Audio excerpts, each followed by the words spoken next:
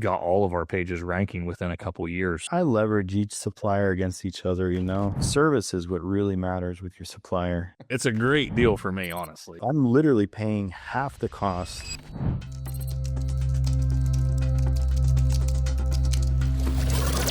Hello, everyone, and welcome back to this week's episode of Roofer2Roofer. Today we have John with Steadfast Roofing, and we have Scott with Rain Stoppers. Please submit any questions you have to our Q&A box here. We're eager to answer your questions, even if they don't directly pertain to some of the ones that I kind of kick off the episode with. Feel free to shoot them through whenever you think of them. So we'll jump right in. What are the key factors to consider when choosing a roofing supplier? I think, I think roofing suppliers is just as important of a relationship as anything. But deliveries, one of the issues we had early on was as we were growing, one of the suppliers we were dealing with only had a couple trucks. Honestly, at one point we'd have their trucks tied up every day. So it just didn't work out. You got to work with somebody that can keep up with your demand. Obviously that's a growing pain that you got to figure out, but, whoever's going to give you the best relationship, and that's not always necessarily the best price. Obviously price is a huge factor because shingles are shingles, no matter if you buy them from ABC or Beacon or whatever, it's the same shingle, but it's the relationship. So for us, I believe the sales rep that we have with ABC Supply honestly saves me at least half of a salary a year. Just the amount of help that he is to our business, because we, are dedicated to him and he's dedicated to us. So yeah, just pick one that can keep up with what you're trying to do, give you a fair price, and is willing to build a great relationship. Yeah, I would, I leverage each supplier against each other, just to kind of like keep my prices in check. So, but just like Scott said, service is so much more a factor for me than, pricing. We can always kind of work on that with anybody, but if you get the best price from somebody and they're screwing up every order, like how much are you really saving? You're adding to your labor costs by having to get the crew back out there in an additional day. Like service is what really matters with your supplier. So we primarily run things through QXL, but then we throw an order or two every now and then to the other guys just to kind of let them know what they're missing, I love that. It's a great strategy. All right, next question. How can a roofer stay up to date with building codes and regulations? It's pretty simple here in Ohio. I mean, it hasn't changed honestly, I don't think it's changed since I started my business. So not to my knowledge. I wouldn't even say I'm great at this. I guess my answer to this would be, when we get an inspection and somebody would say, hey, new code requires this, then I would change it. But honestly, it's never happened. We knew what the codes were when we started. We build to that. We've always built that same roof, and nothing's really changed. So we've never ran into this issue, but that's probably how I had to handle it. I'm not rereading the code every year just to make sure they didn't change something. So that's probably my take.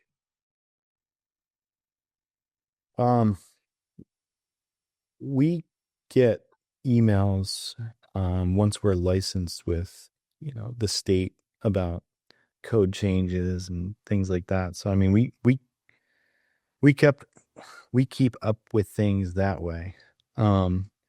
And it seems like every year something's changing down here. So, does it always affect us? Not so much in roofing, but, there are certain things that we need to be aware of.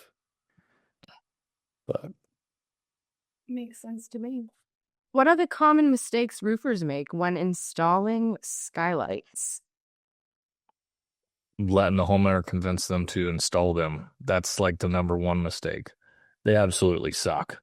In my opinion, it's the worst design anybody's ever come up with in a roof system. And I don't really understand it myself either, because like, why do you want the sun shining in on your floor? Like I just don't get it. But it's for repairs, like when we get repair calls, with the two top um culprits are chimneys and skylights.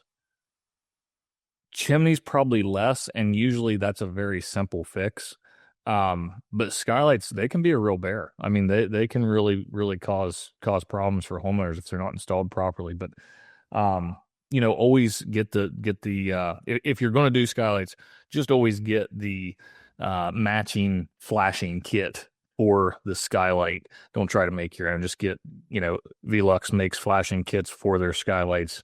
Make sure you get that, and usually the install goes pretty good. And in the face of uncertainty, just slap more bull on it.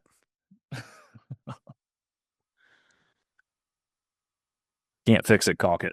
Yeah, there you go. All right, y'all. Feel free to pop those questions into the Q&A. We need some love in that little box there. How do you ensure proper ventilation is in attics for roofers? Go ahead, John. Oh boy. So, we went through this big long ventilation school, and like I remember tidbits out of it all and things, but the secret's just to ensure that every home that you're installing a roof on has a balanced ventilation system.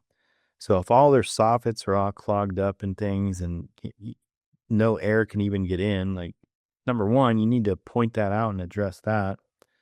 But then number two, I mean, you need to look at the overall size of the attic space itself, and then you need to divide it by either 300 or 150, depending on how opened up their soffits are, and making sure that you're not mixing and matching different ventilation types. I mean, that's the big rules of thumbs that we follow, and it serves us pretty well.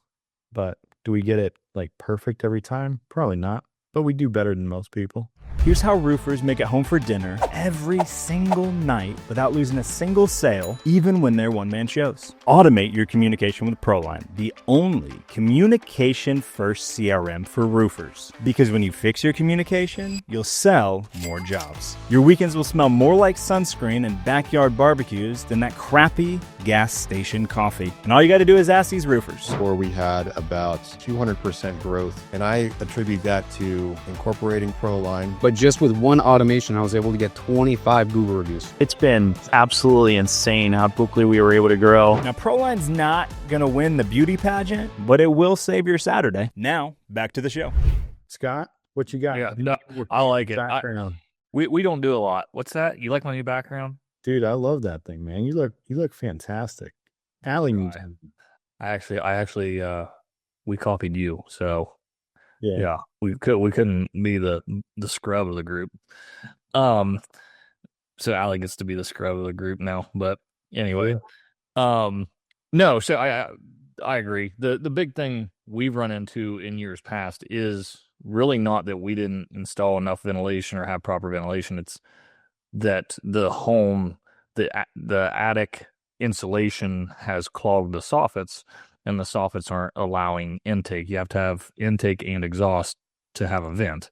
And if you're plugging off the intake, it doesn't matter how many vents you put in the roof for exhaust, nothing's going to happen. I have one right now. Customers complaining about moisture in their attic space, which it's a really strange roof design, but regardless, it's simply because all of his insulations fell into his soffit, and there is zero ventilation in this roof now. So yeah, it can cause a real problem, but it's just as much of a problem as not having enough vent.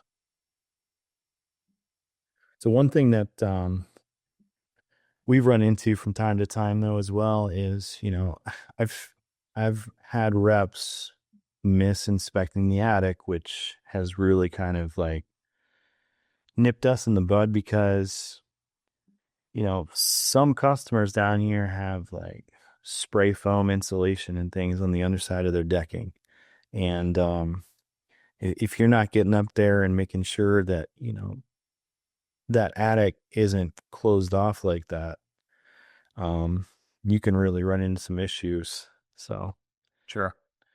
you Allie's guys put a having, lot of that up there in Ohio.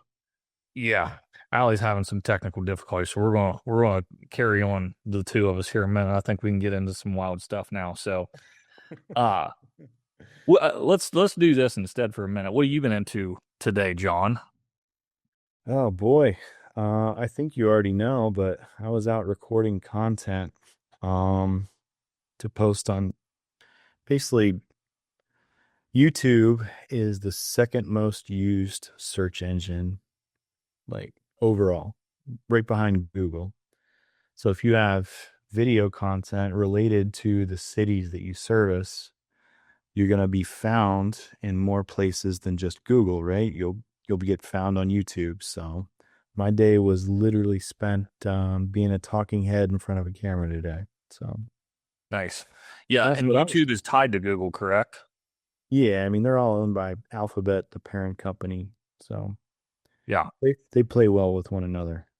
I feel like SEO has kind of become it's kind of something that we all should be doing, even though there's, you know, some of these dinosaur companies that have been around for 40 years and they rank number one, they got 5,000 reviews.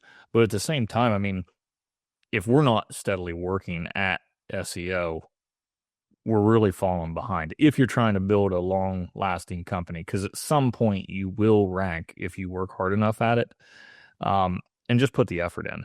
And I don't think that it's necessarily always spending tons of money with an agency. I mean, honestly, for me, as you know, I spent tons of money with an agency and really it never went anywhere. And then we took it back over in house and got all of our pages ranking within a couple of years. So it's just about putting in that effort. Yeah. You got into trouble when I was away. We just decided to go off on our own. Oh, anything good? Spitballing over here. Just asked John how great his day was sitting in front of a camera, shooting videos. That's Yeah. right. He's the big content king now. I am like the most exciting person in the world to listen to. Like, We agree. That's why we have you on here every Monday. oh yeah. John pays all this money for these people to help him create content. What I do is I just watch John's videos and then I'm just going to recreate them myself and not pay anybody. It's a great deal for me, honestly. Let him be the guinea pig. I love That's it. it. Take note, listeners. Take note. Awesome. All right. Well, if you guys have any questions, please pop them into the Q&A here. Haven't seen anything come through yet, but I'm sure you guys are cooking them up right now. All right. What tasks in my business can I outsource to VAs or third-party services? Phew. Anything you feel comfortable with. With me, it's not very much. I think there's a lot of things that I like to keep close to home, but you know, whenever it comes to social media posting, like that's not a customer facing activity, you know? I mean, yeah, they see what they post, but they're not like talking to them directly over a phone or anything, you know? But all the stuff that you don't like to do that really bogs down your day that could be done from anywhere, like you should be taking that off of your plate 100% of the time, whether it's to a VA or an admin assistant or whatever. If it's just something that's sucking up your time and you don't enjoy doing it, don't do it anymore. Give it to somebody else. Delegation, Yeah. awesome. We do a very similar thing. We utilize SMA support and the VAs there. One of the big things that I like not having to do anymore is kind of not taking over the marketing initiative. So Paolo that works for me, he's fantastic. I put him through Dima's roofing SEO school. So he does the primary lift on all of our SEO initiative. So he's daily putting effort into Google and Facebook and all those platforms, really Bing, everywhere, anywhere that he spends a couple hours a day really optimizing that, but posting on Facebook regularly. And then he kind of is like my assistant to a degree. He manages my email for me. Anything that I need, like we need new business cards, we want a new design. He's very, very handy in Canva. So he'll whip up, actually, my sweet background right here. Paula did that for me because he got sick of looking at John's and saying that mine wasn't cool enough. So he went ahead and put that together for me. So, just things like that. And actually he's listening into this call, and that's part of what I have him do. Is anything I do, he listens in. And because I'm really good at talking and really good at coming up with ideas, but I'm not always the best at implementing those ideas. He really helps me navigate that to a point where, like, he's listening here, and if I start bringing up some great marketing things, or John brings up some, actually, Carney brought up some great ideas last week that we pulled out of that show, and Paolo made sure that I basically accomplished that. So there's just different things you can utilize these guys for that's just great help. And you don't have to have a full-time person on payroll to do it either. There's other ways to go about it. So I think it's a big deal. And how do you guys negotiate like the best prices when you're kind of out talking with suppliers? I do it once a year. Like I said, I am an ABC through and through guy. They give me great rebates. I honestly, my rebate checks are at this point more money than I thought I'd ever actually make, and it's just the rebate. So that, to me, that's huge. But my negotiation is once a year. At the beginning of every year, I say, give me your price. I'm going to go get some other prices. Let's make sure that we're still in line. As long as they're within a reasonable margin. Like I say, not every piece of material is going to be the best price.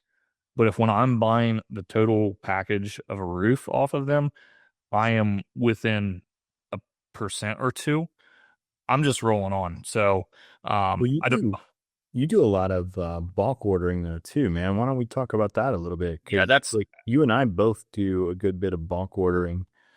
Things that aren't going to change from roof system to roof system, right? So the branded synthetics, the nails, there's so much stuff that you can buy in bulk.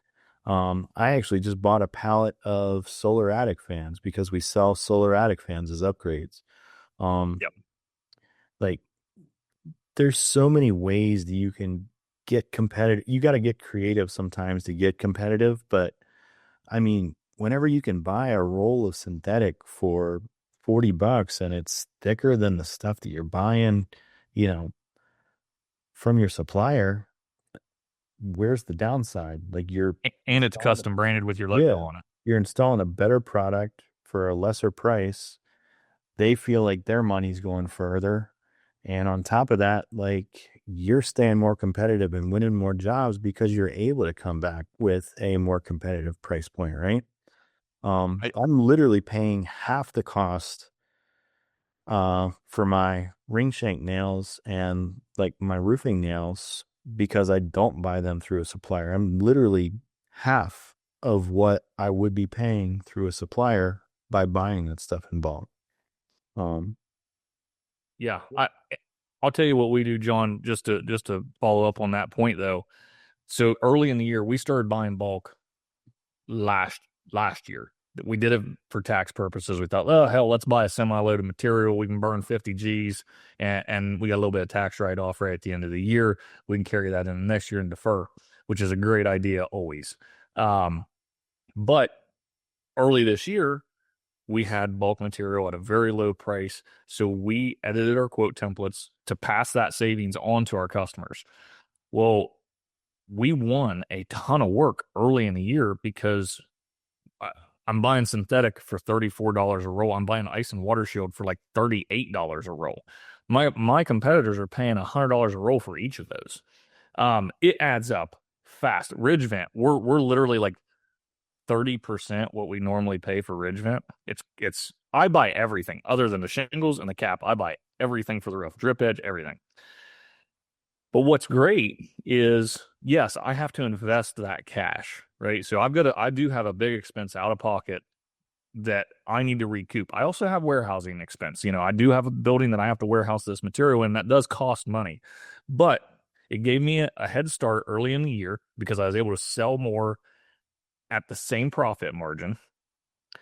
Now I've got a really nice backlog. I'm really comfortable. So now I just increase my margin. So I'm now charging the same thing that my competitors are charging, or maybe even more, but my cost is much lower. So now I'm doing a 40 to 45% gross profit margin, but I don't need to win as much because I've already created that backlog. So that's how we utilized it through this year. And honestly, it has been a game changer. Just to give a shout out, we use Van Boxel. I'm in Ohio. They are in Ohio. It's fantastic. The service is great. The material is unbelievable. They're quick. They're never out of inventory. It's a great, great company. Which of the brothers is more handsome, though, in your opinion? I don't know. I thought they were twins. I can't really tell them apart. I think they look just alike. But they deliver nationwide, right? So it's a great service.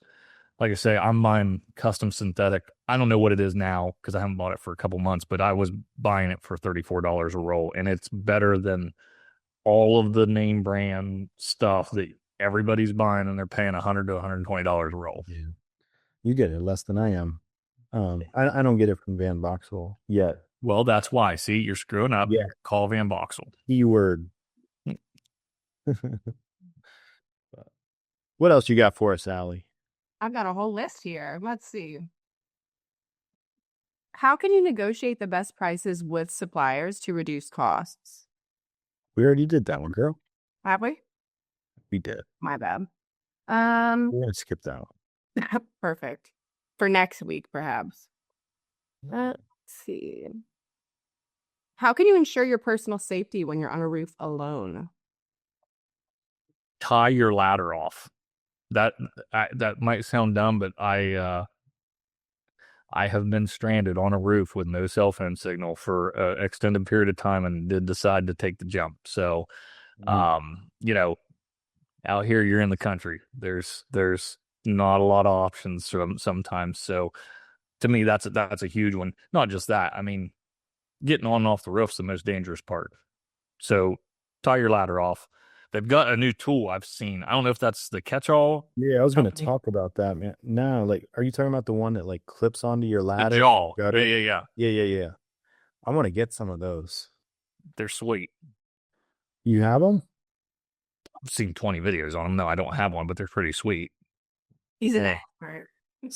Santa Starry is going to send you a little package for Christmas, Scotty.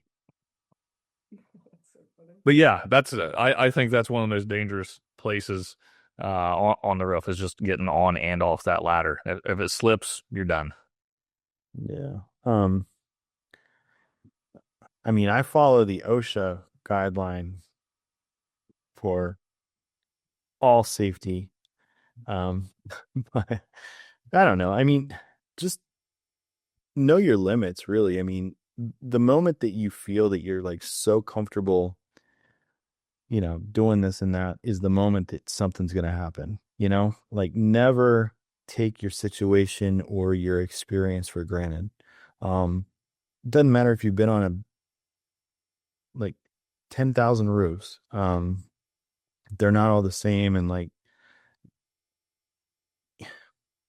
even if it's not steep and things, right? The granules on that thing could be walking on ice if you're not careful. So, I mean, always try to maintain 3 points of contact when you're getting on and off the thing, and just know your limits. That's all that I'll say. There's one other thing, John. You probably know this better than I do because I'm been off Facebook for a bit. But what's the fella's name that created the new shoes to be better than Cougar Paws? Oh man, I know who you're talking about. I can't remember the name of the shoes or his name. I don't. I really like the guy because he came from 500 Chrome tabs. Yeah, he came from nothing, came from a really rough upbringing, and then, he crushed, built a crazy big roofing business, sold it, and then he come out with this new shoe. It's got a goat on the shoe. They're pretty sweet, but they just look like really nice tennis shoes. But something like that, whether it's Cougar Paws or this other brand that John's looking up right now, that they make a difference. I mean, especially, on steeper pitches. Getting on and off steeper pitches is definitely difficult. And if you got hard rubber bottom sole shoes on, if the granules are loose, you're sliding. Like, for sure, I have slid all the way to the bottom and caught myself on the gutter. It happens. There's nothing you can do about it unless you're wearing the right shoes. Sounds intimidating. Did you find the name, John? No. No? Okay. Well, I'm not sure I'll find it before the end of this thing. are there any other kind of like essential tools you should maybe invest in to kind of maximize safety? Drones. Harness and a rope. But I'm personally not going to wear one doing a roof inspection very often. If I can't get comfortable on it, and I'm pretty comfortable on a roof, I'm going to put a drone in the air and I'm going to do it via drone. If I'm not going to go up there to tie off to do a roof inspection. Contra footwear. There you go.